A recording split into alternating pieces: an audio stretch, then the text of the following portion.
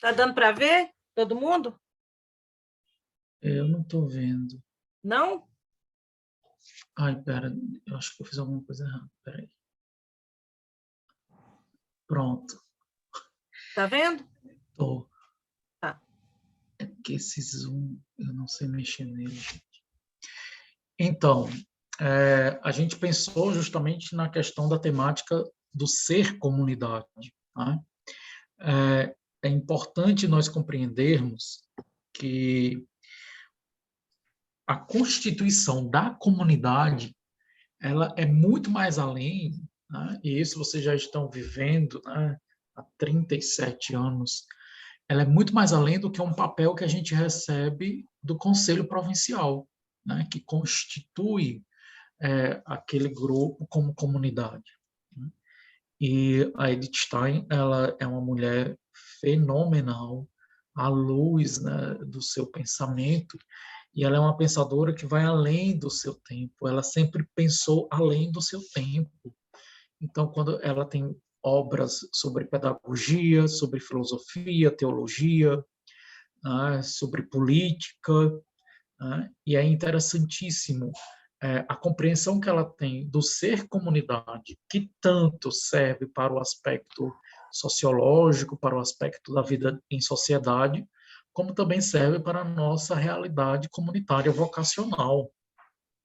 Quando a gente compreende, de fato, o que é ser comunidade, né, que cada um de nós somos um elemento vivo nessa realidade, então a gente compreende o que é, de fato, o nosso carisma, que é vivermos a fraternidade, que é termos vida comunitária, né, que vai além também das nossas reuniões comunitárias. Então, nós vamos trabalhar essa temática, né, do ser comunidade à luz do pensamento da Edith Stein. Pode passar.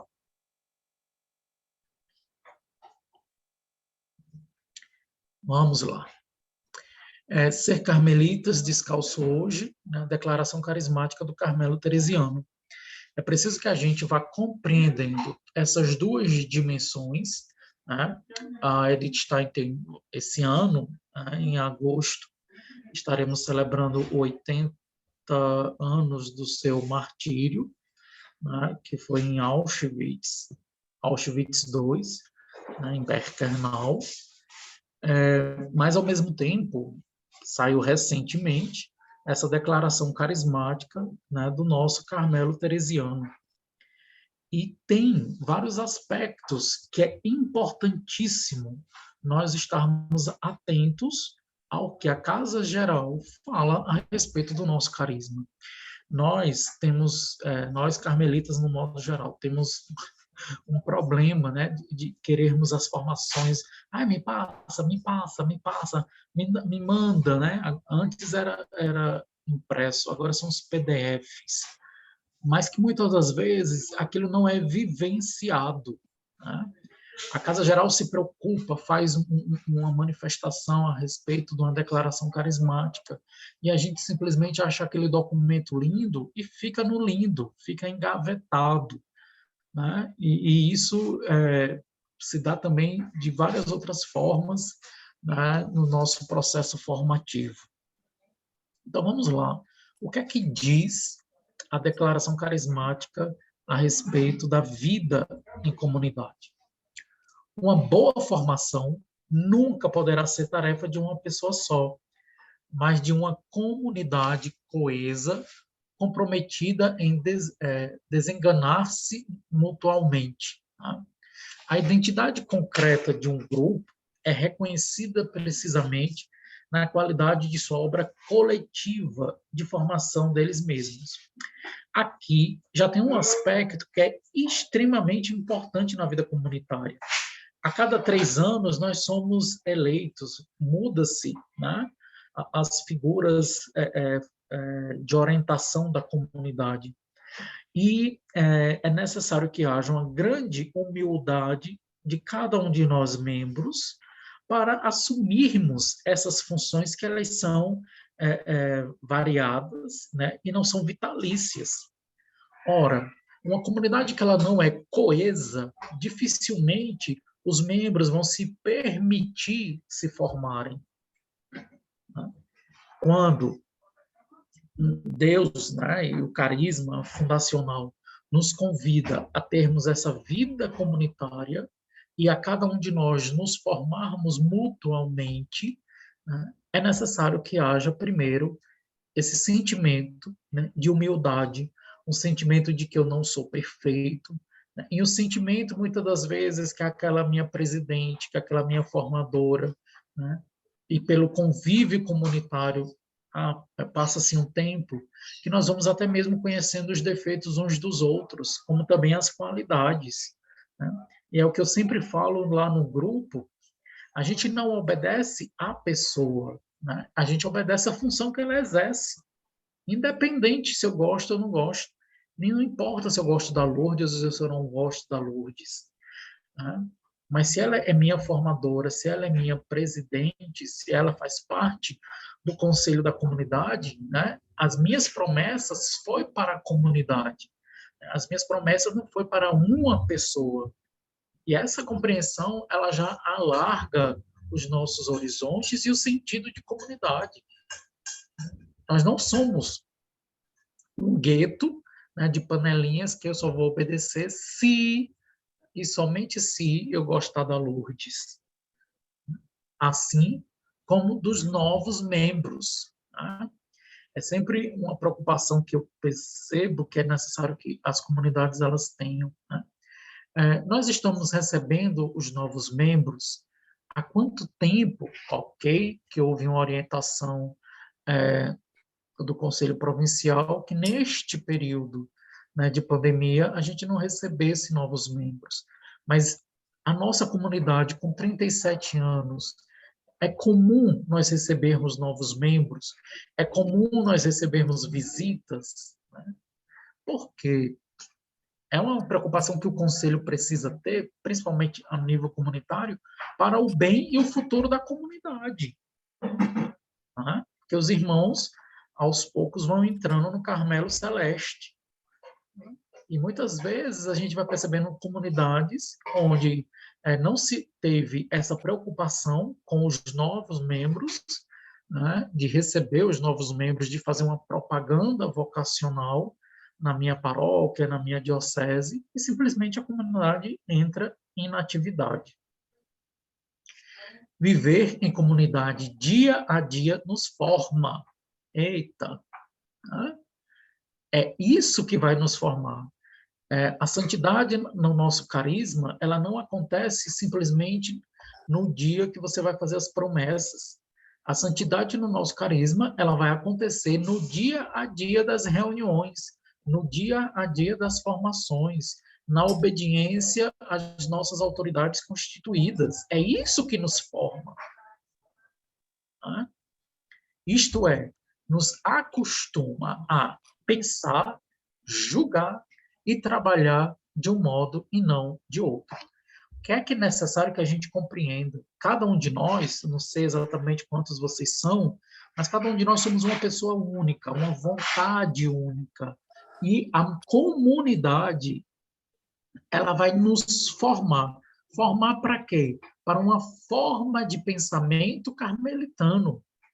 Quando nós chegamos à ordem, quando nós chegamos no Carmelo, nós tínhamos uma forma de rezar, nós tínhamos uma forma de pensar, e isso, aos poucos, vai nos moldando ao carisma carmelitano.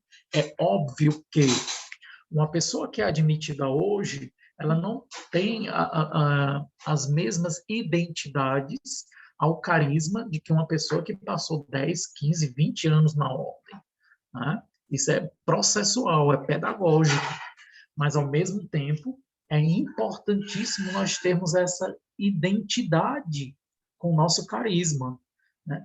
O carmelita, ele tem uma forma de pensar, ele tem uma forma de julgar, ele tem uma forma de trabalhar que é própria do carisma, que está lá nos nossos documentos, que está lá na nossa regra de vida, nas nossas constituições e no nosso estatuto. Né? A gente não tem que inventar a roda. A gente tem que botar a roda para andar, para rodar. É isso que a declaração carismática já nos alerta, né? Qual é a qualidade de vida comunitária que eu tenho? Qual é a identidade dessa minha comunidade? Essa forma que nós temos de agir, de pensar, né? Os irmãos que estão doentes, né? Os irmãos que estão afastados, que forma é essa? Eu identifico esta forma com a forma carmelitana? Né? Caso não, é necessário que a gente volte às fontes do nosso carisma. Pode passar. Chega aqui. Então, toda comunidade ela é formativa. E o que é isso? Né? Coisas concretas. Por exemplo, quando a encarregada da formação diz, olha, gente, vai haver uma formação sobre esse capítulo do livro. Né? Eu sou responsável para que aquela minha leitura esteja em dia. Isso requer uma responsabilidade. A formação carmelitana, ela tem a intenção de formar a consciência. Ela não tem a intenção de formar uma massa de manobra, né, ou uma compreensão que as comunidades ou os grupos são uma creche. Né? Bora, gente, vai ter formação, ou vai ter pão de queijo, eu faço café, vamos ver, né? Aquela coisa, meu Deus do céu, precisa partir de um interesse meu. Você quer ser carmelita, então a condição de ser carmelita é você ser formado. E a orientação da formação é passada. Mas entre passar a formação e a efetivá-la, né, passa-se pela minha vontade. E eu penso que é aí onde está uma questão que nós precisamos resolver enquanto pessoa, né, enquanto pessoa humana. Então, a formação não deve limitar-se somente às casas de formação inicial. Obviamente que esse documento é voltado para os frades, mas cai perfeitamente nas nossas realidades comunitárias. Quais são essas casas de formação inicial? São os irmãos que estão vivendo até fazer as promessas definitivas. Né? Até você chegar às promessas definitivas, são estágios de formação inicial.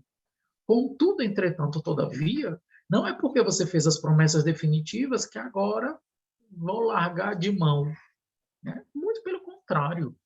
Se eu fiz realmente um processo de formação inicial bem feito, eu preciso compreender a minha responsabilidade enquanto presidente, enquanto formador, enquanto conselho, enquanto membro, de me permitir ser formado.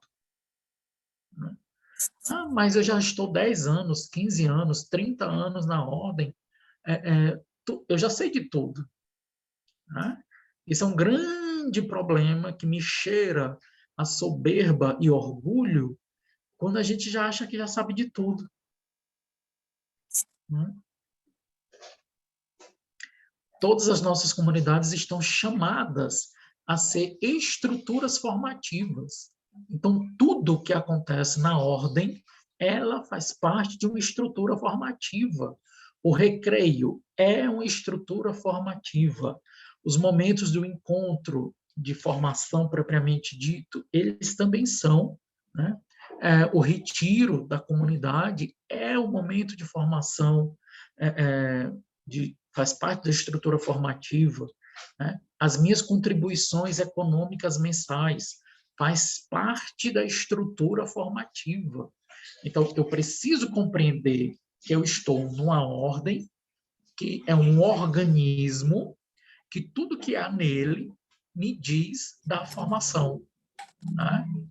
Né? Se eu simplesmente falto o recreio porque é recreio, se eu deixo de contribuir financeiramente com a comunidade, se eu negligencio as leituras formativas, isso tudo vai afetar na minha formação.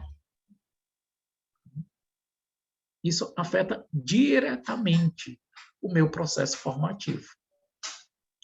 E por quê? Porque essas estruturas formativas, elas têm um porquê, elas têm um para quê. Não é uma coisa jogada ao léu. Elas são capazes de estimular e acompanhar o crescimento das pessoas.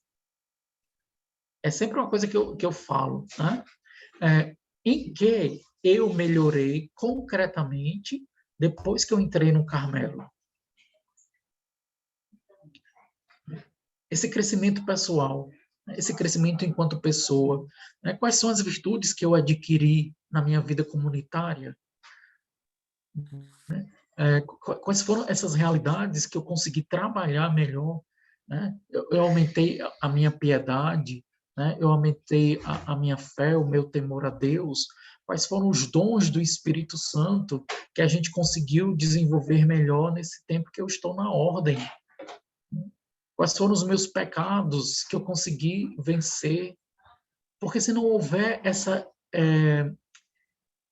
atenção para com a nossa vida espiritual, né, o Carmelo ele vai funcionar como um clube. Né? Eu sempre falo o clube dos marronzinhos. E dar-lhe uma identidade nova. Né? Eu sou Moisés, Deus me fez, e ele me deu uma vocação específica. Esta vocação específica, quando eu a vivencio, eu adquiro esta identidade nova.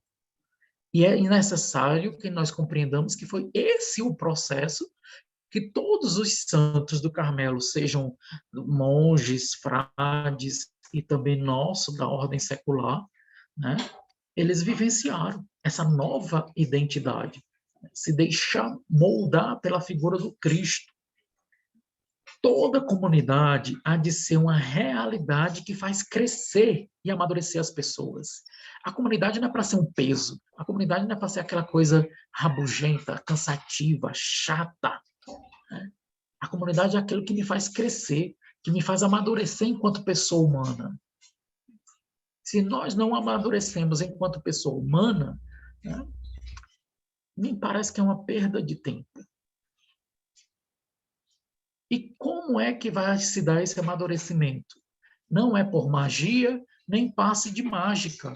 Né? Eu sempre falo, quando a gente vai estar se reunindo com as comunidades, que não existe comunidade perfeita. Não existe aquela família perfeita, certinha, que não tem problema nenhum. Não existe. Como também não existe comunidade nem grupo. É justamente nessas relações interpessoais que vai acontecer esse crescimento, que vai acontecer esse amadurecimento. Tá? E diga-se de passagem, quantas águas não já passaram por cima da ponte de 37 anos. Por quê? Porque são as dificuldades na vida fraterna, são as dificuldades na vida econômica do grupo, são as dificuldades na vida formativa que nos tornar mais orantes, mais fraternos e mais amigos de Deus e mais solícitos pelo bem de nosso povo. Tá? É importantíssimo que a gente também compreenda, né, que nós não somos um grupozinho anexado ao Carmelo e fechados em nós mesmos. Né? Nós temos essa preocupação, por exemplo, com cuidado com os pobres, né, que já tem lá a visão da vida comunitária à luz da pastoral. Né? O que é que pastoralmente nós fazemos pelos mais necessitados?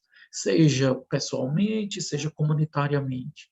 Mas é entendermos que eu, enquanto ordem, eu, enquanto Carmelo, preciso tirar os olhos do meu umbigo e olharmos para a necessidade da nossa paróquia, olharmos a necessidade da nossa comunidade, da nossa província, né? E por aí vai.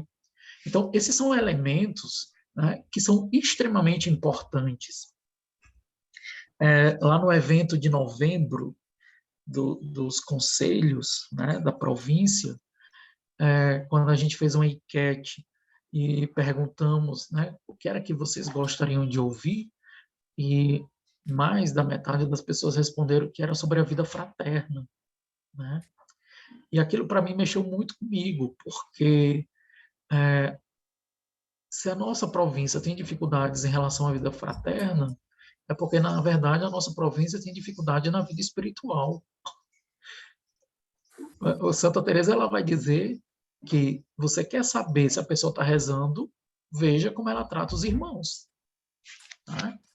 É óbvio que a gente não foi atrás de saber qual era esse problema fraterno, mas são questões muito cruéis, né, que acontecem em comunidades afora, né, e me parece que esvazia o sentido de comunidade, esvazia o sentido até mesmo da vida espiritual, quando nós não nos damos conta das realidades da vida fraterna, né? Um irmão que está passando dificuldade, às vezes até um irmão que está passando por dificuldades financeiras.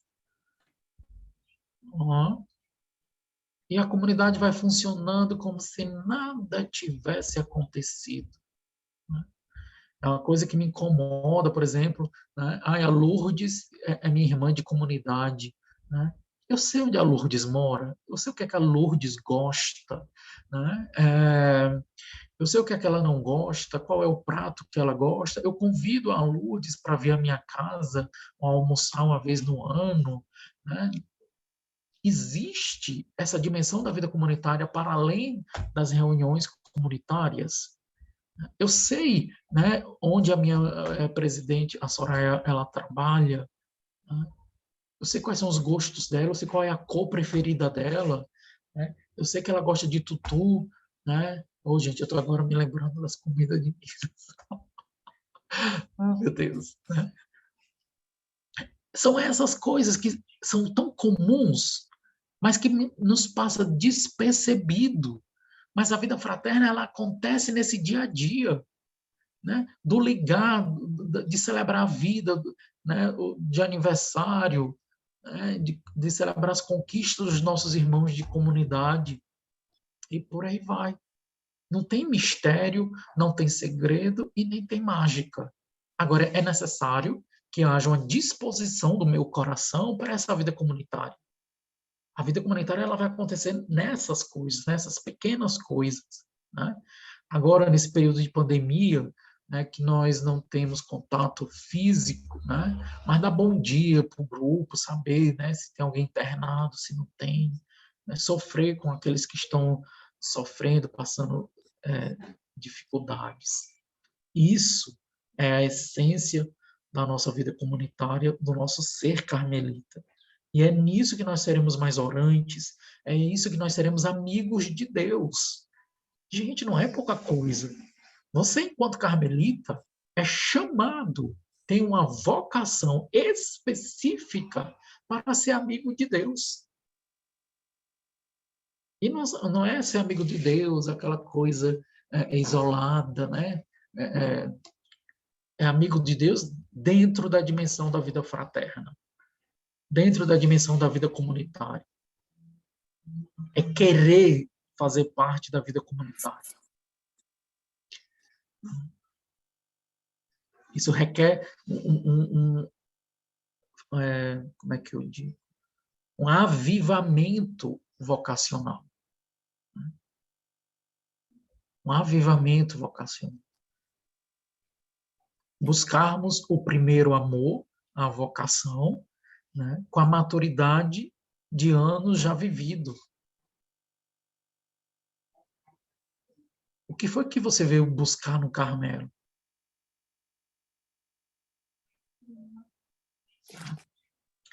Pode passar.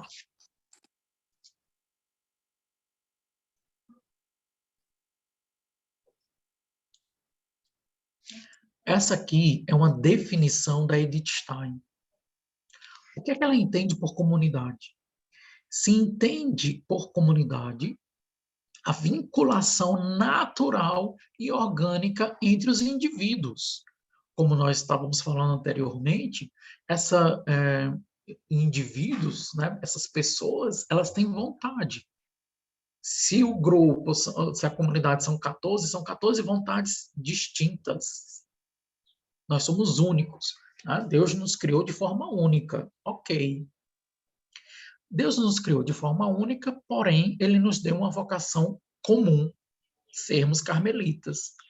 É esse vínculo que é natural, porque nós nascemos com a nossa vocação e ele se torna orgânico, ele se torna uma identificação. E era por isso que eu estava falando que lá no iniciozinho, que não é um mero papel que eu recebo, mero papel é uma forma de dizer, um mero papel que eu recebo da província, que pronto, agora meu grupo passa a ser comunidade, agora minha comunidade já tem ereção canônica e pronto, já estamos encerrados. Né? Muito pelo contrário. É a partir do momento que eu deixo de ser grupo e passo a ser comunidade, que passo de comunidade para ter uma ereção canônica, que nós, cada dia, precisamos lutar verdadeiramente para que, de fato, nós sejamos comunidade. Para que, de fato, crie-se esse vínculo natural e orgânico. É isso que é ser comunidade na dimensão da Edith Stein, que é diferente da sociedade. O que é que acontece na sociedade? Na sociedade existe uma troca. Não é? Eu, sei lá, compro alguma coisa, né, dou dinheiro, a pessoa me troca e por aí vai, são trocas. A relação de sociedade é uma relação de troca. Né? Já fala, né, você vai fazer uma sociedade com alguém, né, você é sócio de uma loja, tem deveres, né, os dois têm deveres, os dois têm direitos. A dimensão da comunidade, ela abrange essa troca. O grande problema é que muitas vezes nós estamos na ordem por uma troca, ou troca de status, ou troca porque agora estou usando escapulário grande, ou troca de N situações, né, que ninguém sabe qual é o que se passa na cabeça de cada pessoa. Mas o vínculo verdadeiro que nós deveríamos ter é do ser comunidade. É um vínculo racional e mecânico à sociedade. Você vai racionalizando as coisas. Né? E aí tem o Blaise Pascal, que é um filósofo do período medieval, do período moderno, né, que vai dizer: o amor tem razões que a própria razão desconhece. E a gente pode até trocar, né? O Carmelo, ou no Carmelo, ou na vida comunitária. A vida comunitária tem razões que a própria razão desconhece. Talvez a Lourdes, né, que se aposentou já tem uns anos. Ah, mas para que cargas d'água? Eu vou fazer recreio? Qual é a razão de eu fazer recreio? É porque na nossa vida comunitária existem razões que a própria razão desconhece. Uma pessoa de uma outra comunidade, anos-luz, de Minas, né, disse: não, a gente não faz recreio porque todo mundo mora na mesma cidade. Uai, nós não somos chamados para fazer recreio com desconhecido. As monjas fazem recreio 2 vezes por dia. E elas moram 24 horas dentro do mosteiro. O que é que a gente precisa compreender lá, pegando do Viktor Frankl? É o sentido do recreio. Porque senão a gente faz essa troca sociedade e não vive o sentido último do ser comunidade. Isso eu falo do recreio, mas pode ser das orações da liturgia. Por que a gente tem que rezar a liturgia das horas? É simplesmente para dizer para a formadora ou para a presidente da comunidade que a gente está aqui. Qual é o sentido que eu dou a isso? Vejamos, o núcleo da diferenciação, na verdade, se dá da forma como o sujeito estabelece suas relações com as outras pessoas. O sujeito aí é você. Quem é que vai fazer a diferença se eu estou na ordem como comunidade ou se eu estou na ordem como uma sociedade? Quem é que vai fazer a diferença se eu estou na ordem como um vínculo natural por abraçar esta vocação ou simplesmente se eu estou na ordem por troca de alguma coisa? É você, é o sujeito. Deus, como o autor do chamado, ele lhe deu a vocação e ele lhe deu a graça de você vivê-la. Agora, você, como sujeito que é livre, requer a sua liberdade e a sua vontade, né, nas palavras de Santa Teresa, uma determinada determinação em responder. Porque você pode também passar a vida inteira no Carmelo se enganando, vivendo como sociedade, numa troca. E eu sei que é cansativo, né? E como nós nos damos nas relações entre pessoas. A Rose, no início, estava falando, né? A gente está sem se reunir, aí quando vê o rosto do irmão, né, se alegra. É o princípio das relações entre as pessoas, é o princípio do amor fraterno, né? Já que a base das duas estruturas está no próprio sujeito. No próprio sujeito. Então, se não há uma resposta da vida fraterna entre os membros, a gente não pode simplesmente jogar a responsabilidade para a presidente da comunidade, ou para a formadora da comunidade, ou para o conselho da comunidade, né? Que pode vir o Frei Patrício Chiadinho, pode vir o Padre Geral Miguel lá das Tantas, né? Se não houver esse interesse por parte do meu ser de viver a vocação, ninguém vai fazer esse milagre. Né? Por isso que requer essa consciência vocacional, né? Esse amor pela vocação. E quando eu amo a minha vocação, eu amo todas as exigências que estão contidas na vocação, inclusive a vida comunitária. E que ela não é fácil, né? Que é outra coisa. Ah, não é fácil viver a vida comunitária, é fácil vivermos a fraternidade. A fraternidade, ela exige renúncia. Tem algum microfone aberto. Acho que é da Valquíria.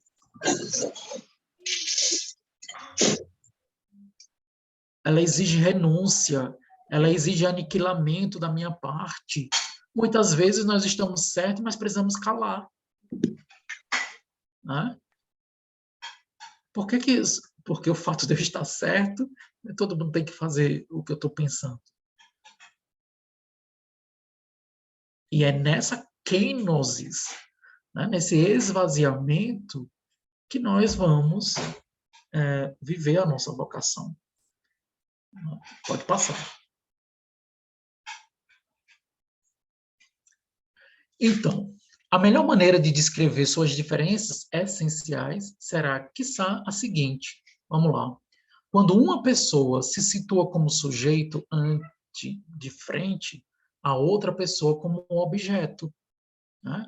Isso aqui é a base que a Edith Stein também vai desenvolver, a empatia.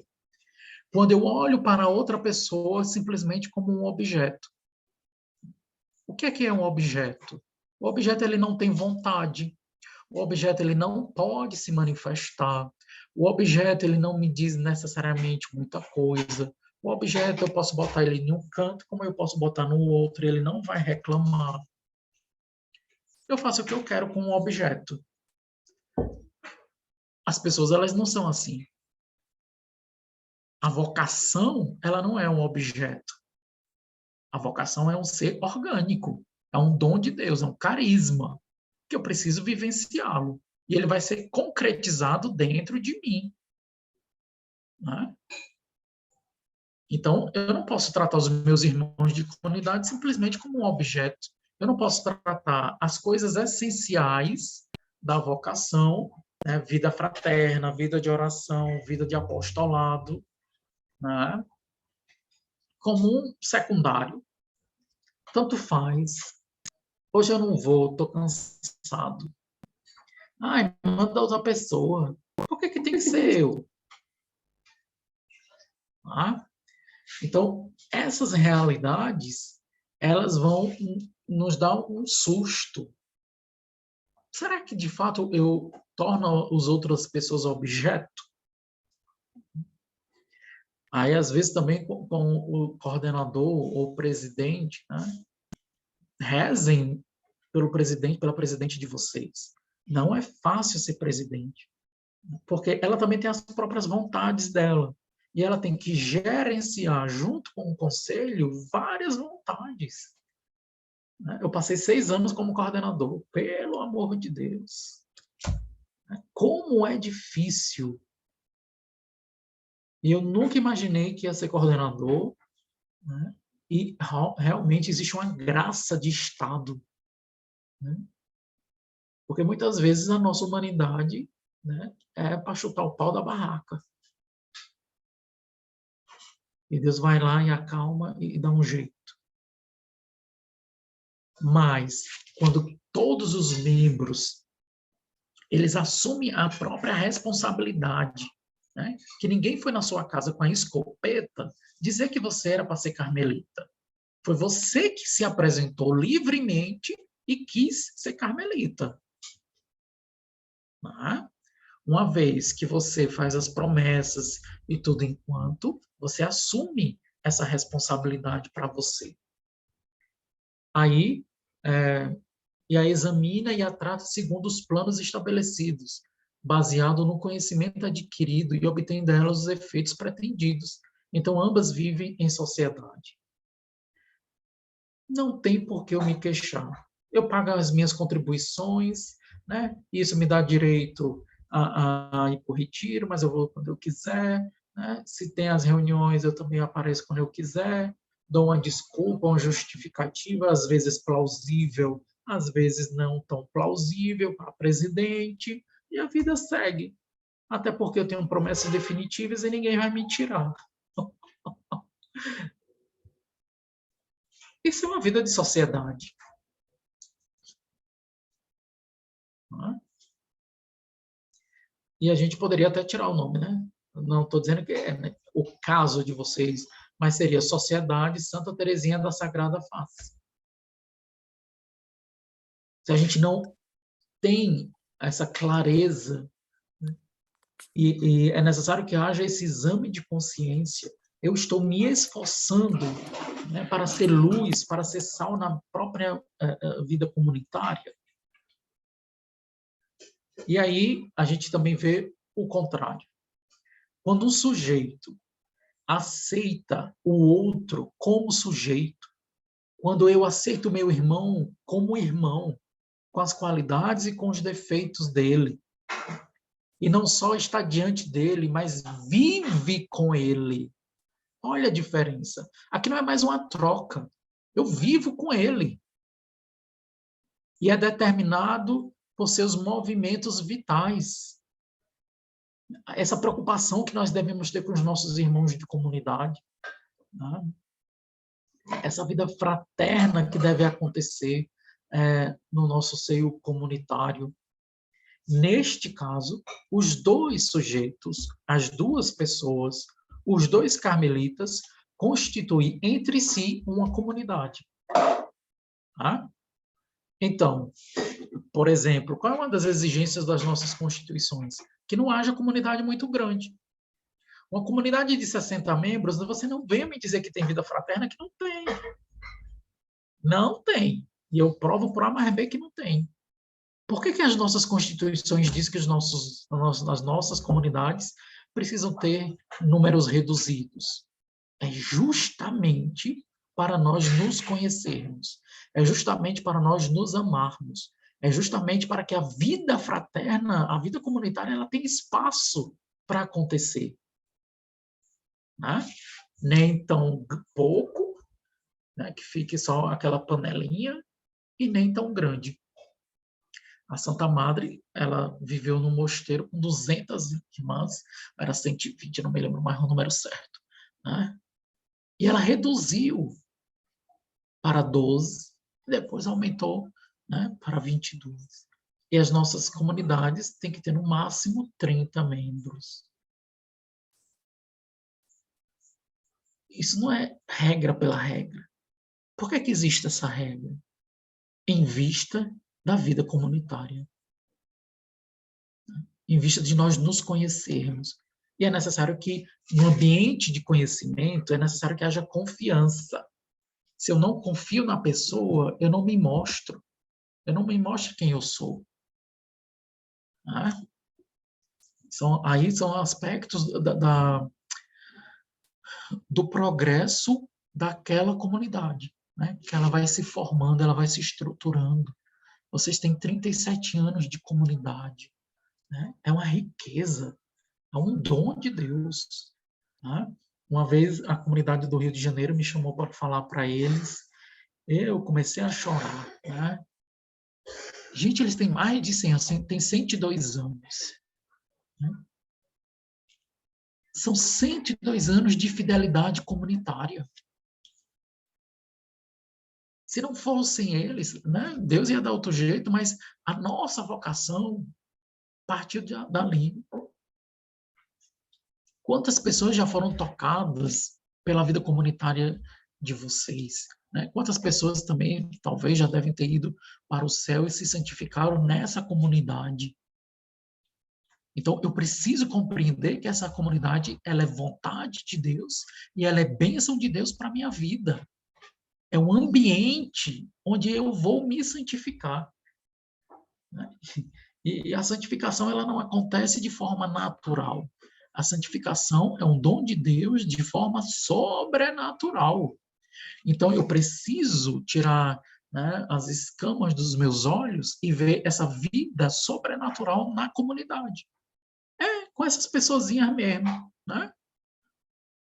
São elas. As que têm qualidade, as que têm defeito, as que são difíceis de lidar, as que são muito fáceis. É com essa presidente mesmo e é com essa formadora mesmo, que são dons sobrenaturais para a nossa santificação, para a constituição do Carmelo definitivo no céu. Porque se não fosse assim, Santa Teresinha também não ia se santificar com a Madre Gonzaga. Ao invés de nós estarmos cogitando, mas se a presidente fizesse desse jeito, mas se a presidente fizesse daquele jeito, mas porque a Lourdes está há 10 mil anos na formação, mas porque não pode ser assim, porque não poderia ser de outro jeito, mas se fosse comigo ia ser diferente. Por que nós não abraçamos a realidade? A gente gosta de imaginar a comunidade perfeita, a comunidade ideal, e ela não existe. A comunidade ideal e a comunidade perfeita, perfeita para mim e ideal para a minha santificação, é essa que Deus me botou, é essa que Deus me deu. Porque foi esta comunidade que aceitou a sua vocação. Se não fosse esta comunidade a aceitar sua vocação nas promessas temporárias e definitivas, hoje você não seria carmelita.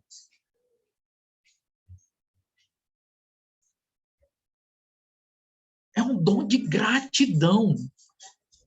Né? De gratidão a Deus por esta vocação, de gratidão a Deus por essa comunidade que lhe atura e que lhe ama.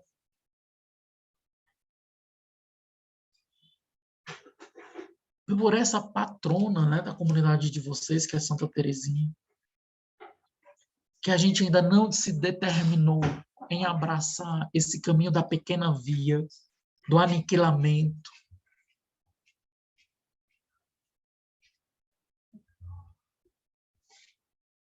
E de fazer o outro pessoa. De facilitar a vida comunitária do outro. De facilitar a vida da minha presidente. De facilitar a vida da minha formadora. É essa a dimensão comunitária.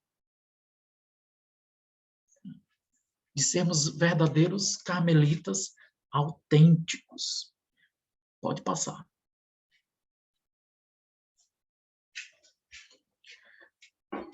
Ora, se compreendemos que o fundamento da comunidade é essencialmente a pessoa que reconhece no outro uma igualdade de dignidade, ou até diria mais uma similitude da condição humana, né?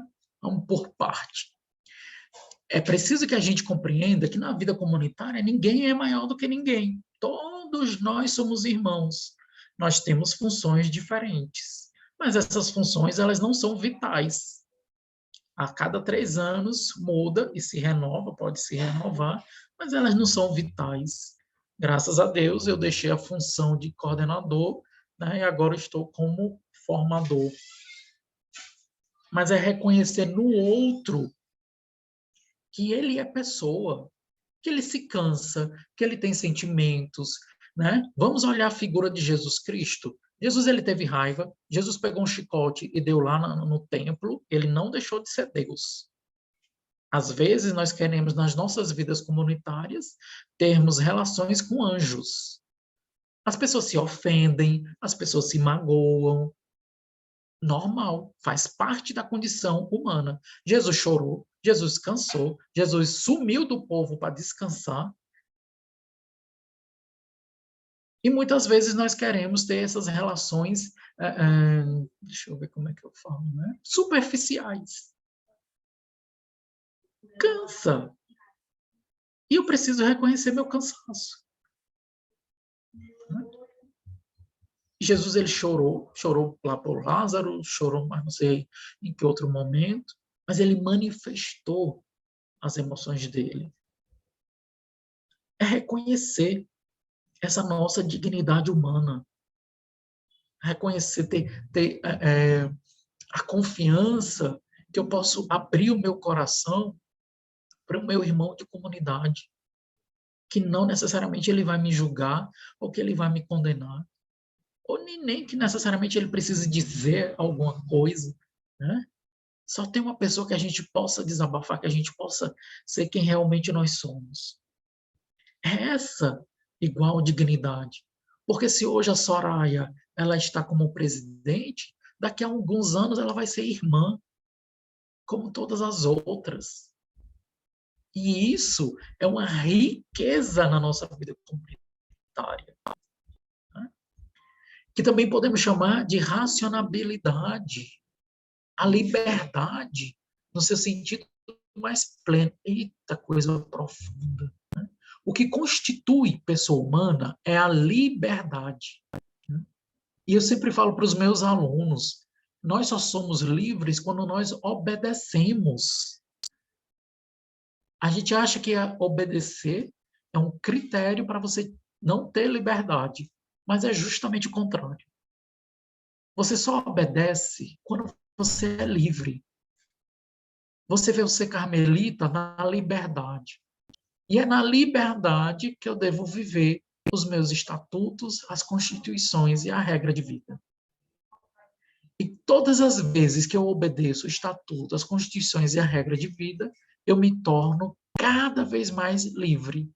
Quando eu abraço meu irmão de comunidade, quando eu tenho tempo para ouvi-lo, cada vez mais eu estou sendo livre, no sentido pleno. Então, preste atenção que a estrutura da vida comunitária, ela existe para que cada vez mais eu seja quem eu sou. Me realize enquanto pessoa humana, me realize enquanto vocação carmelitana. Bem como vemos que mesmo nas estruturas da sociedade, onde o indivíduo relaciona-se com os outros por meio, como um meio para um fim.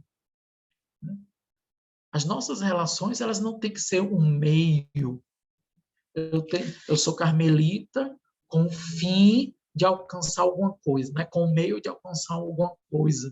Eu tenho que me aproximar da Soraya, porque, afinal de contas, senão eu não vou receber as promessas definitivas. Eu tenho que dar Deixa eu ver aqui.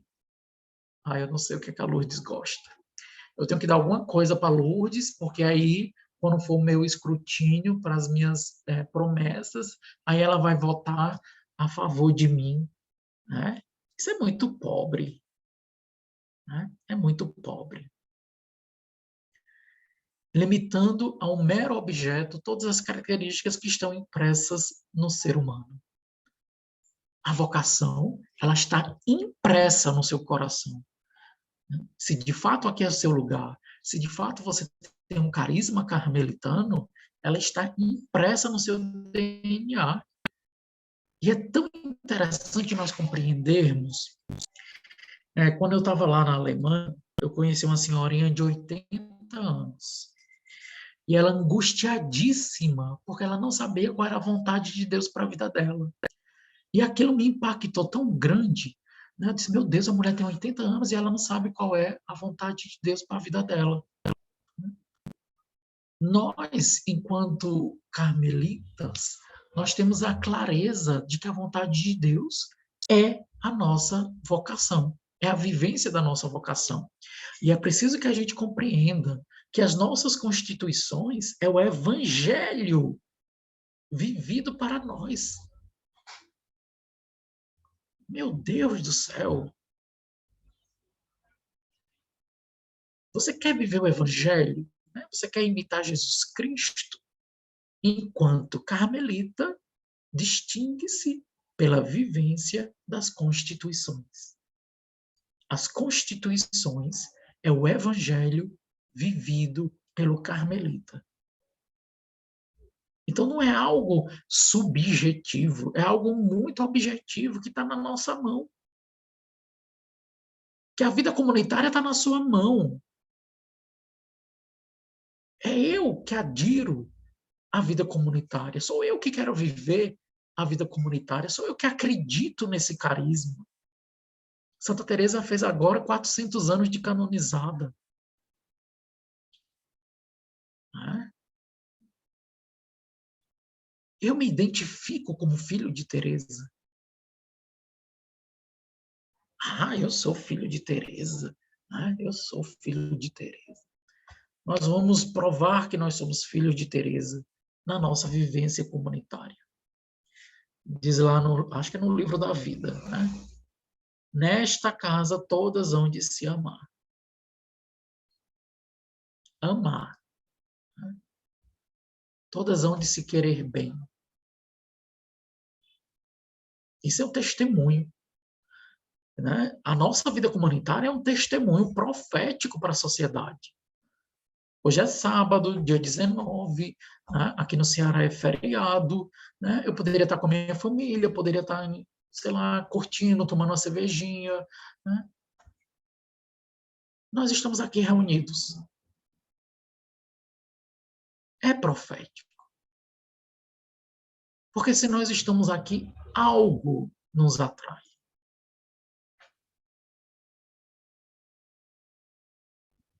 E essa compreensão, ela vai cada vez mais nos dando liberdade, felicidade, né? Vai tendo essa compreensão do meu ser carmelita.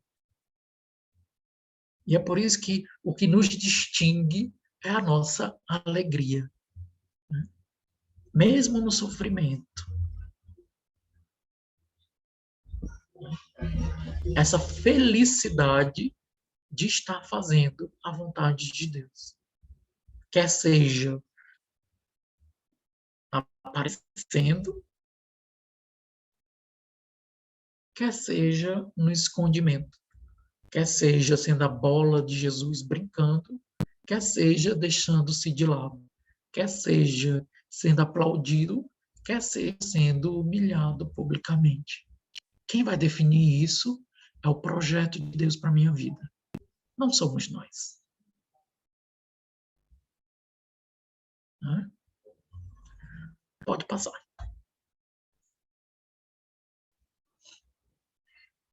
Ser comunidade com mente e coração renovados. Né? Eu gostaria demais, meu Deus, que o fruto dessa nossa conversa, dessa nossa partilha, era que os corações de nós todos renovássemos esse sentido de pertença à vida comunitária.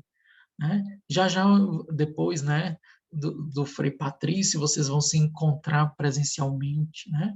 Meu Deus, tem que ser uma festa, tem que ser uma coisa celebrativa, porque diz da nossa identidade.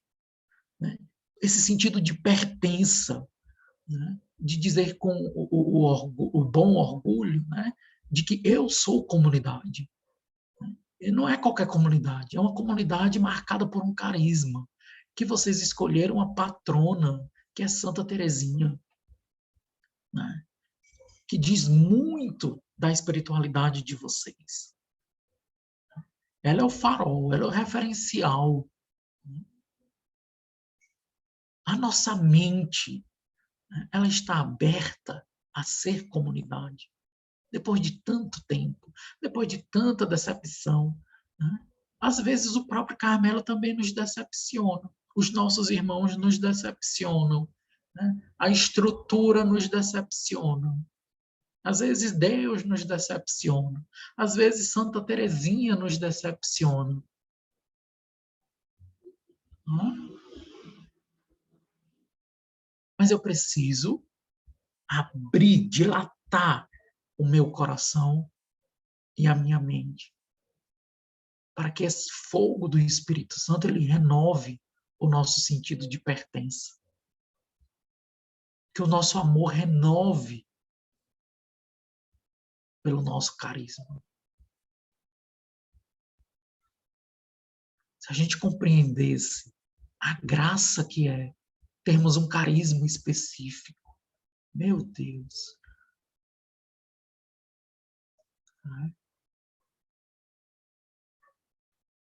Essa alegria de termos essa vida comunitária, de abraçarmos os desafios da vida comunitária, de sermos comunidade.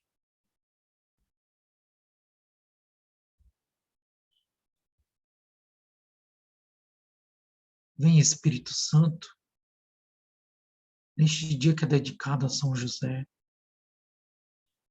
e renova nos nossos irmãos a graça de ser comunidade. Renova nos nossos irmãos o sentido de pertença a um carisma específico.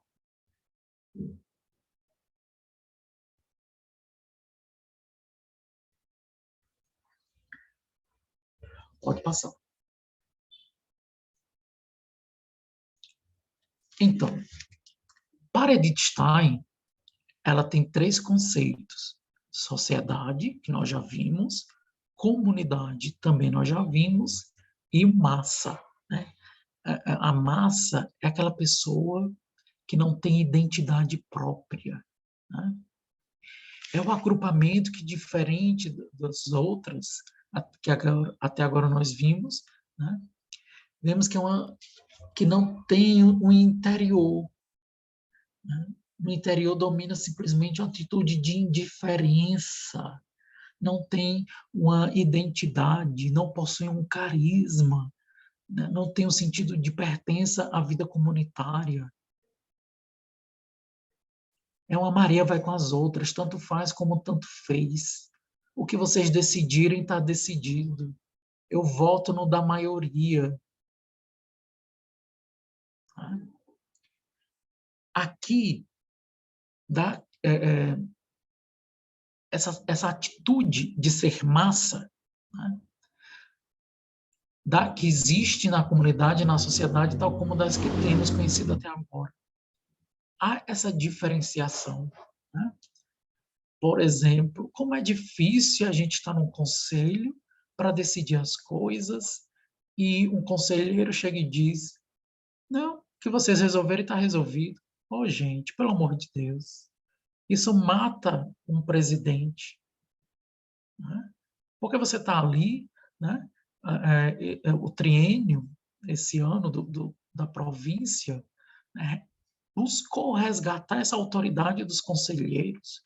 A autoridade imediata da comunidade é o conselho. São 5 pessoas. O presidente, o formador e os 3 conselheiros. É essa a autoridade da comunidade. Ora, não é o presidente que manda na comunidade. O presidente, ele representa, ele, né, abre os trabalhos, abre as orações, esse tipo de coisa, mas não é ele que manda na comunidade. Quando nós temos no conselho pessoas que tomam atitude que não condiz com a sua responsabilidade de conselheiro, sobrecarrega a presidente. Porque ao invés de votar em um, vai ter que votar por 2. E quando as coisas desandam, cai nas costas da presidente, porque você, enquanto conselheiro, não assumiu a sua responsabilidade. E isso é ser comunidade. A comunidade confiou em você. Ela votou em você. Tá? A realidade da massa é de índole própria, da qual desperta o interesse de maneira especial para Edith Stein. Para ela, a massa é um conjunto de indivíduos que se comportam uniformemente. É isso. O fato de eu ter uma vontade própria não quer dizer necessariamente que todo mundo vai fazer minha vontade. O fato de eu ser presidente da comunidade não quer dizer que eu vou negligenciar ou que sempre o conselho tem que fazer a minha vontade. O conselho, ele é a autoridade da comunidade. O presidente pode ser um voto vencido, a formadora pode ser um voto vencido, e isso não tem problema nenhum. Não fere a unidade da comunidade. Agora, é necessário que a gente compreenda que a unidade da comunidade não gera uniformidade na vida fraterna. Né? De todo mundo ter que rezar do mesmo jeito, e de todo mundo ter que comportar-se do mesmo jeito. Né? Não existe isso. Eu sempre uso como exemplo, tem duas irmãs na comunidade Rainha do Carmelo, né? Uma já foi freira, já foi madre, e ela é muito séria. Né? E, gente, eu estou perto da igreja, e eu acho que vocês vão ficar ouvindo a música de São José. Eu não sei se vai atrapalhar. Oh, meu Deus. E ela é muito séria, né? Isso não quer dizer que ela seja uma pessoa antipática. Pelo contrário. Oh, Jesus. Tá atrapalhando, tá? E se você fecha a janela da sua casa aí, às vezes ajuda. Peraí. Nós estamos ouvindo o padre falar dos paroquianos. Ai, Deus. Peraí.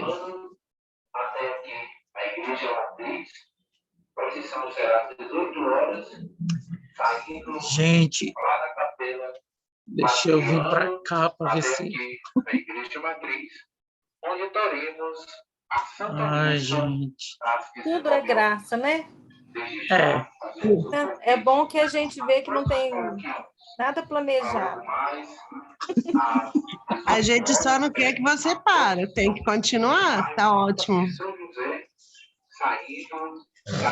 Desculpe, eu não sei se melhorou. Melhorou não, do meu jeito. Ai, gente. Coloca o microfone mais perto da sua boca e fala que a gente entende tudo Manda um bem. recado para o padre diminuí-la. Não, mas dá para ouvir também, pode falar. Tá dando para ouvir, tá dando para ouvir, sim. Ah, desculpe. Nós Então, ouviremos vocês dois.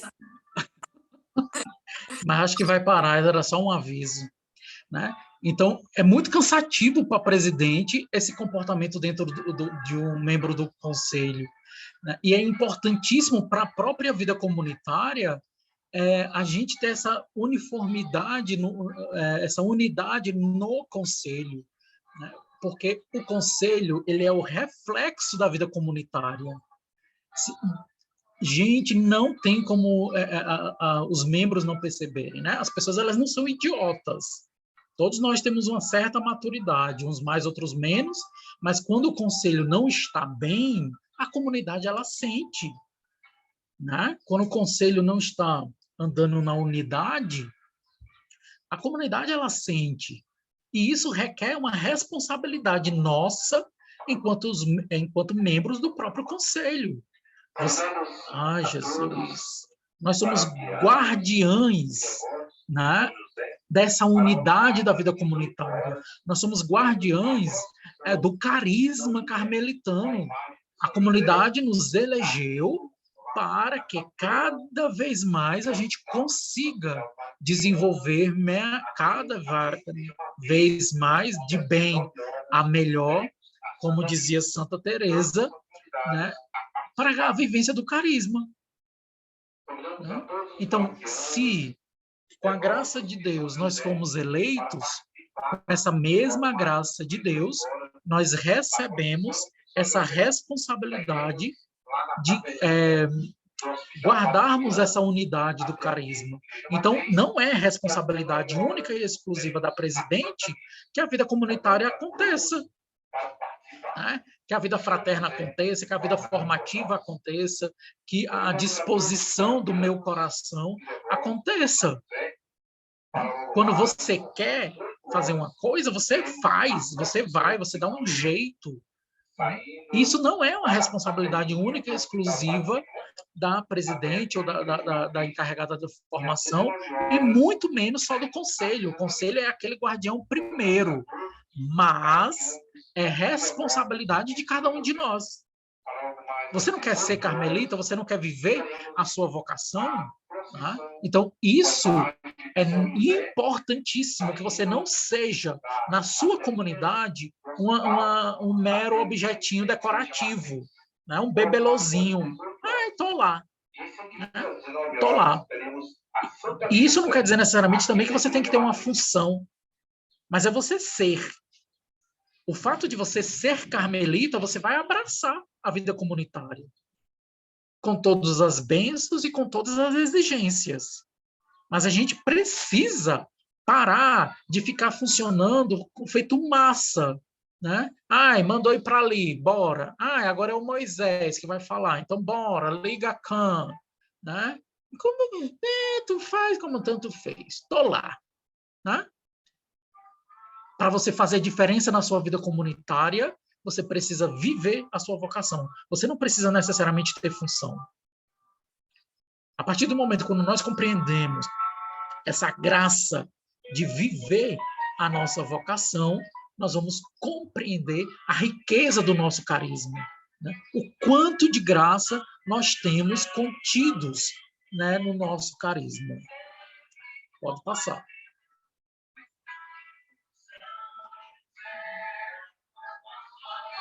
Gente. Ele vai ficar direto assim, é? É, né? Fica tranquilo, tá dando certo.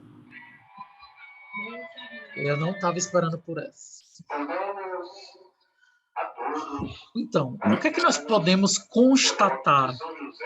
É que cada um dos indivíduos levam sua própria vida na dimensão de massa. Né? Isso aqui é o pensamento da Edith Stein. Tá? Cada um vive sua própria vida. Nós não temos vínculo. Tá?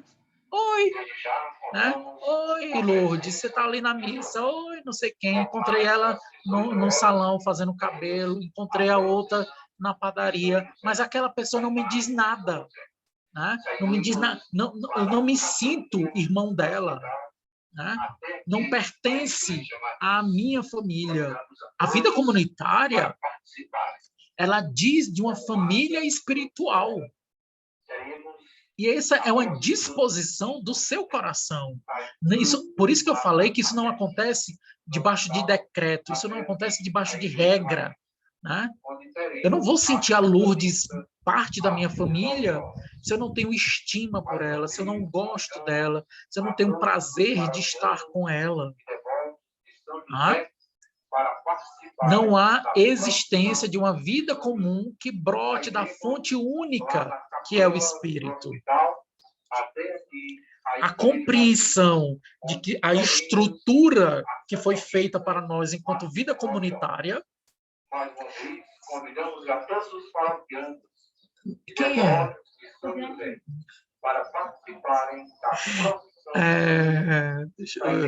Desculpe, gente. Essa existência da vida comum, né, que brota da fonte única que é o Espírito. Então, o carisma não é da Lourdes, o carisma não é da presidente provincial, o carisma não é da presidente da comunidade, o carisma, ele é do Espírito, ele é um dom do Espírito, que foi dado para Santa Teresa.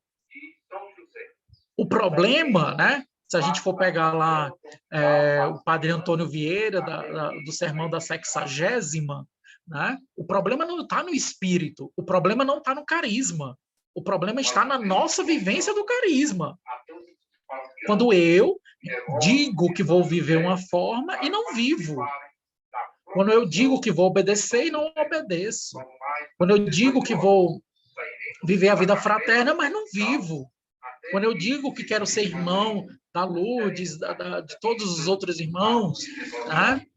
Tinha eu me lembro que tinha Neuza também, que é o nome da minha mãe. Eu não sei se ela está aí. Você ainda está na comunidade, né? Ela está, mas hoje ela está viajando. Ah, tá.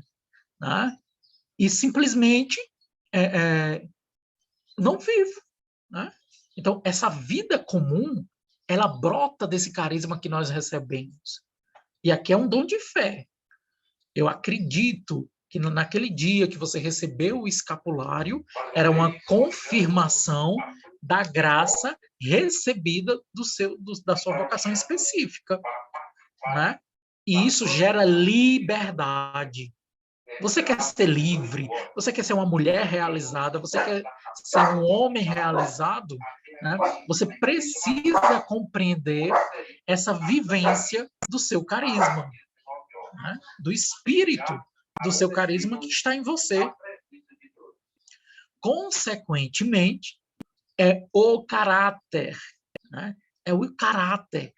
A palavra caráter, ela é uma marca, é uma característica, né, que torna-se algo não característico da massa dos indivíduos psíquicos. Você não tem, desculpe, vou ser um pouco duro, quando nós não assumimos a vivência do nosso carisma, nós somos um indivíduo sem caráter. A Edith Stein, ela não brinca não, viu? Você não tem característica. Você simplesmente está lá. Né? Sem fazer a menor diferença. Porque a sua vida não exprime o carisma. Isto se entende como atrofiamento das capacidades. Você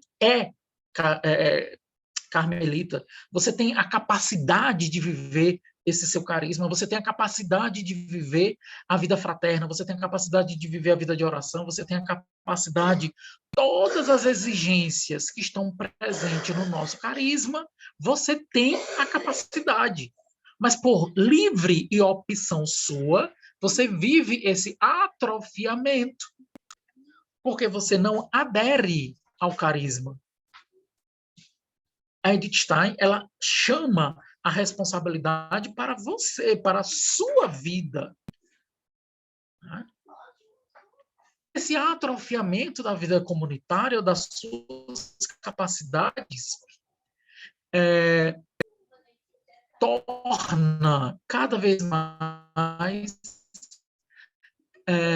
uma pessoa não qualificada. E aí a gente pode fazer um examezinho de consciência de todos os membros que já deixaram a comunidade. Começa como? Naquele distanciamento. E vai se distanciando, e vai perdendo a identidade, e vai perdendo a vida fraterna, que chega um determinado momento que aquilo não significa mais nada para mim. E aí eu peço para sair. A pessoa ela não saiu naquele dia. A pessoa ela foi saindo. Ela foi saindo, até pedir para sair. Ou então, às vezes, a comunidade mesmo tem que dizer, olha, você não é daqui. Por falta dessa identidade. Né? Então, hoje, nós estamos celebrando São José, que é o nosso patrono. Né? São José, dizia Santa Teresa, que guardaria os carmelos, né, na entrada e na saída. Que nós possamos pedir a São José essa graça de proteger a nossa vida comunitária. renovar o vigor da nossa presidente comunitária, renovar o vigor da nossa formadora. É tão puxado ser formador. Vocês não fazem ideia. Não é simplesmente pegar um textozinho bonito e jogar para vocês lerem. Tem tanta coisa por trás. E, ao mesmo tempo, pedir a São José também essa graça da identificação, da identificação com carisma, de nos apaixonarmos por ser carmelitas. É necessário nos apaixonarmos na nossa vocação carmelitana. E são essas graças que são dons de Deus, mas que nós precisamos pedir, que vai nos fazer felizes, que vai nos fazer apaixonados, que vai nos realizar enquanto pessoa humana. É triste uma pessoa sem sentido para a existência. É cansativo. Nós temos sentido para a nossa existência. Nós temos um motivo pelo qual nós estamos aqui. Nós temos uma regra de vida, nós temos uma constituição, nós temos um estatuto, nós temos uma província, nós temos uma vida comunitária, e uma vida comunitária com história, que precisa ser vivida, celebrada, né? Fazermos memória do que nós já passamos, já vivenciamos. Daqui a uns dias vocês já estão fazendo 50 anos, né, de Carmelo. Quanta graça, quanta riqueza, quantos dons, quantos talentos Deus já derramou sobre vocês. Pode passar. Então, aqui nós voltamos novamente, né, voltar novamente, eu não sei se é uma redundância, mas tudo bem, a declaração carismática. Né? Vamos fazer esse passeio. Já estamos encerrando. A relação com o Senhor, esse Senhor aqui é Deus, né? O autor do chamado, aquele mesmo chamado que fez a Santa Teresa. Na teologia não existe esse negócio de tempo. Se Deus deu a Teresa o carisma carmelitano, ele é o mesmo Deus e é o mesmo carisma que ele deu a você, enquanto filho de Teresa. O carisma ele não vai se desgastando com o tempo, porque Deus não se desgasta. Deus é eterno. A relação com o Senhor é vivida não somente em comunidade, mas também como comunidade, particularmente na celebração da liturgia. Então, nós somos chamados a termos as nossas reuniões comunitárias, que foi aquilo que eu também tinha falado anteriormente, né? Eu vou para a reunião, eu não vou simplesmente me encontrar com a Lourdes, né? Eu vou para a reunião me encontrar com a pessoa de Cristo ressuscitado. Onde 2 ou 3 estiverem reunidos, eu estarei ali no meio deles. A disposição do meu coração. Imagine vocês, né? Ah, meu Deus. Se essa live fosse para se encontrar com Jesus, quem fosse falar fosse Jesus, né? Qual seria a disposição do seu coração? Fica a pergunta. E o que é que a igreja fala onde nós encontramos a pessoa do Cristo? Encontramos Jesus na liturgia das horas. Qual é a disposição do seu coração para a liturgia das horas? É simplesmente uma oração mecânica que não faz menor sentido? A sua palavra, a forma como você se porta, você entende aquilo que você está rezando? Você comunga daquilo que você está rezando? As experiências místicas que Teresa teve foram todas elas envolvidas com a liturgia. Desculpe, todas não, a maioria. Ou depois da missa, ou no coro rezando. Cada um dos membros tem a necessidade de acompanhar da companhia dos irmãos para apresentar-se diante do Senhor, como a igreja diz a seu esposo, vem. Né? Você reza pelos irmãos da sua comunidade?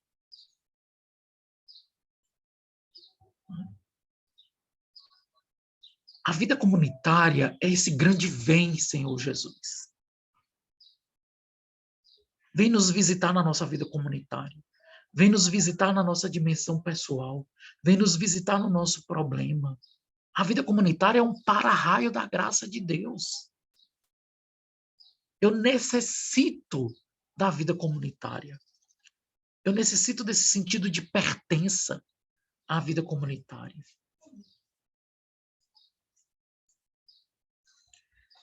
Expressão privilegiada do encontro com ele é a Eucaristia concelebrada. Não é simplesmente estar na missa. Tem muita gente que vai para a missa simplesmente por ir. Mas eu não mergulho, eu não estou ali de comunhão com a minha comunidade. Ai, não, mas aqui, antes da reunião, a gente participa da missa com as irmãs no Carmelo. Uai. Mas não deveria ser só de corpo presente. Mas que essa missa celebrada, essa missa vivenciada, ela nos unifique mais. Porque você comunga o Cristo que o seu irmão também comunga. E o seu irmão é tão templo de Cristo como você também o é.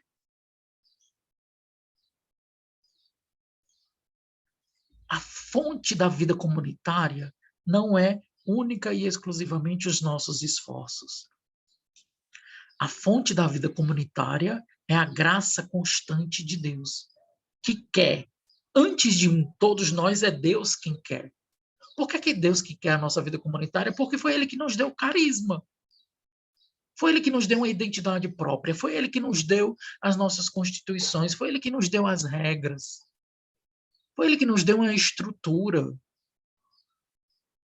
Da mesma forma como nós vamos ouvir futuramente aqui nos textos, né, da Páscoa, ide para a Galileia, que lá eu vou encontrar vocês. A nossa Galileia se chama vida comunitária. Vá para a Galileia, vá para a vida comunitária, que eu me manifesto lá. A vida comunitária é manifestação do Cristo ressuscitado. E muitos de nós queremos viver simplesmente como os discípulos de Emaús. Chateados, angustiados, decepcionados, porque eu vi Cristo crucificado. O Carmelo também é essa experiência de cruz, essa experiência de abandono, essa experiência de aniquilamento. Mas não existe Páscoa sem paixão. Não existe vida fraterna sem dificuldade. Que nesse dia que nós estamos nos preparando para celebrar a Páscoa, né, que a nossa comunidade ela possa viver plenamente toda a liturgia, com as suas quaresmas e com seus períodos de Páscoa, e com seus períodos comuns, e com seus períodos de adventos, e com seus períodos de natais, com seus períodos celebrativos, de dor.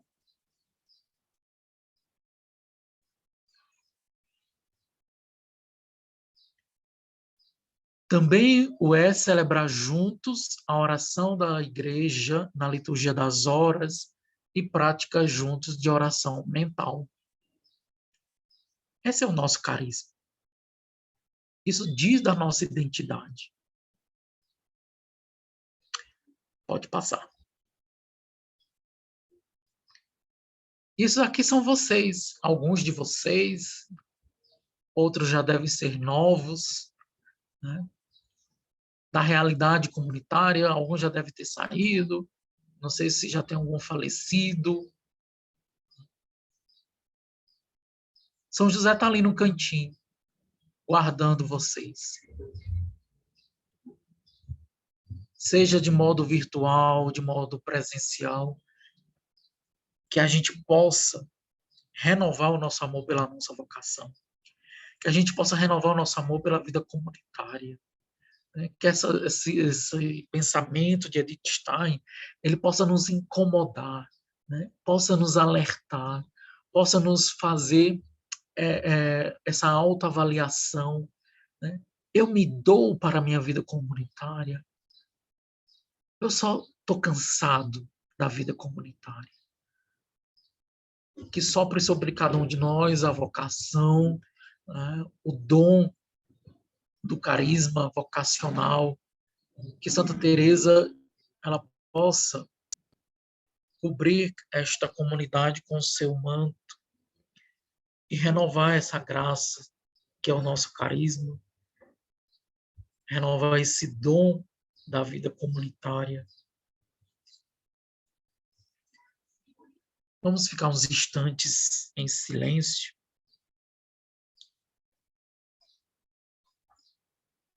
E que Deus nos conceda essa unidade, essa graça de viver a nossa vocação.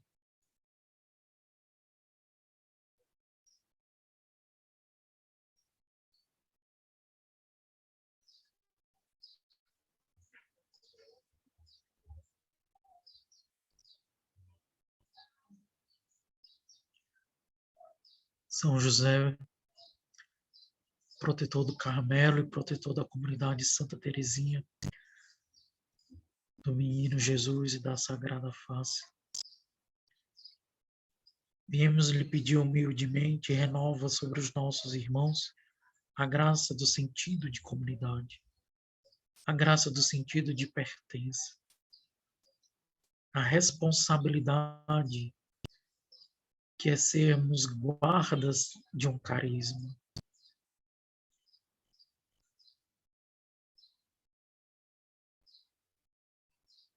Ave Maria, cheia de graça, o Senhor é convosco. Bendita sois vós entre as mulheres, bendito é o fruto do vosso ventre, Jesus. Santa Maria, Mãe de Deus, rogai por nós, pecadores, agora e na hora de nossa morte. Amém. Em nome do Pai, do Filho e do Espírito Santo.